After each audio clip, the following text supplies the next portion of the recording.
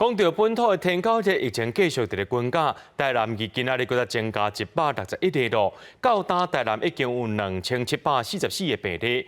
台南市场处本地是公告讲，公民营市场对9月1开始固定拜一就要休困，要做清洁消毒的工作。不过有不少店家来期回抗期也向民代တင်情，市政府经过讨论了后，决定无要强制休困。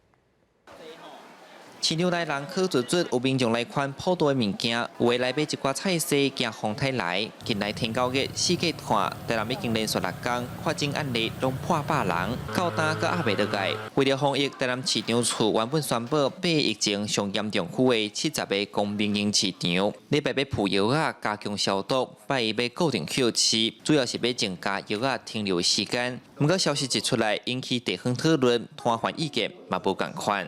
也没有补助啊，政府也没有补助我们啊，所以说我是希望政府不要强制。我拢会特别吼，要甲伊清楚，互伊完全无吼，人客嘛较敢来咱的菜市啊。生理本来哪来哪歹，所以阮的迄礼拜一的时间，对阮遮来讲哦，较无足大的影响。也有摊贩认为，若固定拜休市，经济加减会受影响，因为摊贩反弹较定情，支付调整政策，目前已经无强制拜休市啊。市场处表示，传统市场是民众定来买物件的所在，因都要配合公所大规模消毒，把成立稽查小组，无定时做巡查。目前是采取配合区公所大区块喷销，才能有效杀死病媒蚊。